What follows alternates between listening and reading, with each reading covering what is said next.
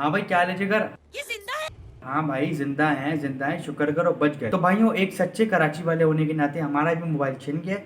और ये जगह तो समझ लो ऐसी हो गई है, मतलब ये जगह तो इतनी सॉफ्ट हो गई है, कराची के हर कोने में मेरा मोबाइल छिना है। और यहीं पे आके वो अपना रखते हैं सामान, और मेरा सामान ले जाते हैं वो। तो हुआ कुछ यूँ कि जौहर का जो नया पुल बना है, तो वही जगह रह गई थी, क्योंकि हर जगह गुलशन, नीपा हर जगह छिन चुका है। तो वहीं पे मैं जब पुल उतर रहा था, शूट से आ रहा था 11:30 बजे रात को, बाइक की चेन बहुत प्रॉब्लम कर रही थी, 3 बार पहले उतर चुकी थी। जब जौहर से नीचे उतरा, चेन बिल्कुल ही फारिग हो गई। मैंने उतर के चेन में लगाई, दो भाई साहब आए, दो ज़रूरतमंद लोग आए कुर्ता शलवार पहने हुए, आके रुके। मैं चेन जोड़ा था तो कहते हैं भाई साहब कोई मसला है? मैंने कहा नहीं भाई, कोई मसला नहीं, मैं देख लूँ। तो कहता है लेकिन हमें मसला है, अपना मोबाइल दे दो। मैंने कहा ले लो भाई, आपके लिए तो लिया था यार, आपको ही ढूंढ रहा था कब से, 2-3 सालों से आप मुझे मिल ही रहे थे। वो पैसे वैसे सब ले गए, मोबाइल ले गए, पैसे कुछ पड़े थे 600-800, और 100 रुपये दिए भाई। देखो ये होती है बात, आप समझ रहे हो ना, जौहर के चोरों में ये खासियत है। 100 और 200 रुपये दिए कि जानिए घर तक चले जाना, तुम्हारा पैसे नहीं है। मैं असल में ये बताने आया हूँ कि तुम लोगों को, ये तुम जो नेगेटिविटी फैला रहे हो ना कि चोरी हो रही, ये हो रहा है, कि भाई ये भी हो रहा है कि 200 रुपये भी दे रहे हैं चोर यार उनकी। पूछा मैंने कुछ।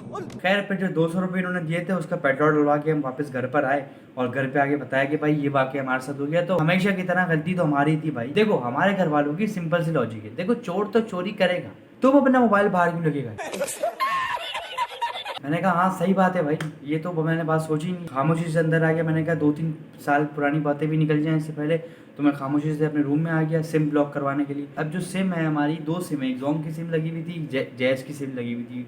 हालांकि काम कुछ नहीं था, कॉल किसी की नहीं आनी सिर्फ। जोंग की सिम है, वो बहुत पुरानी की निकली, बहुत पुरानी निकली है, हमारे अब्बा ने निकाली थी कि अपने बच्चों को दे देंगे, तो हमें हमें दी।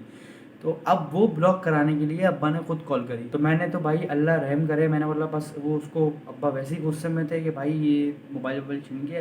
तो उसने कॉल करी डायरेक्ट कि हेलो, मुझे सिम ब्लॉक करानी है। वो भी पता नहीं क्या आज अपनी मियाँ से लड़के बैठी हुई थी, उसने बोला जी सिम ब्लॉक करवानी है तो करवाएं। तो अब वो बाजी माशाल्लाह से कह रही है, हमने बताया कि भाई मोबाइल छीन गया, तो वो बाजी कह रही है सॉरी सर, आपका मोबाइल छीन गया, आपको इस वक्त टाइम मतलब कैसा लग रहा है? मैंने कहा नहीं भाई अच्छा लग रहा है, अभी न्यारी पकाई है हमने घर की, या मोहल्ले वालों की दावत करने वाले हैं हम लोग यार, कोई शर्म होती है, कोई आया होती है 12:30 बजे रात की, आप ये पूछ रही कैसा लग रहा है? कहती नहीं नहीं, मेरे भाई का भी अभी छीना है। मैंने कहा आप सिम ब्लॉक करें प्लीज़।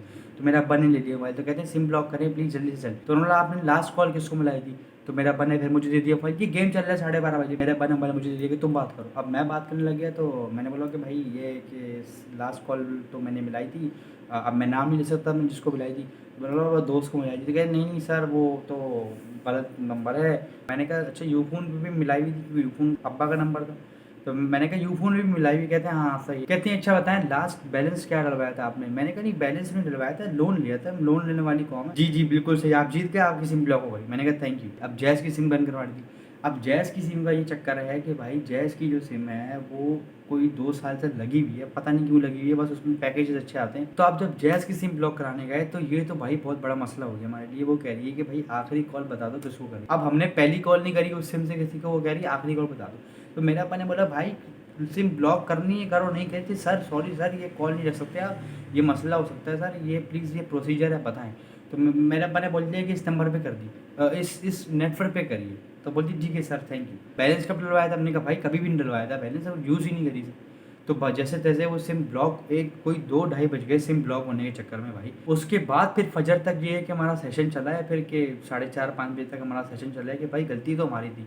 और ये चलती रही अदालत के भाई गलती हमारी थी। हम कह रहे थे कि भाई गलती हमारी नहीं थी, वो कह रहे हैं गलती हमारी थी। इसी कश्मकश में सुबह हो गई, और फिर ये है कि हम फिर दोबारा से बिना मोबाइल के छोटा मोबाइल लेके, जिसमें हेलो हेलो करते रहो आवाज़ नहीं आती, वो लेके हम ऑफिस चले गए। तो कहने का मकसद ये होता है कि देखिए इंसान को ज़िंदगी में हमेशा अच्छा सोचना चाहिए।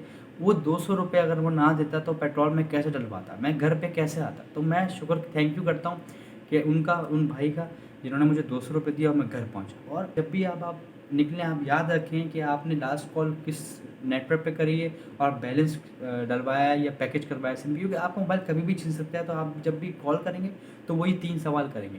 ठीक है, अपना बहुत ख्याल रखिएगा, मिलते हैं नेक्स्ट वीडियो में।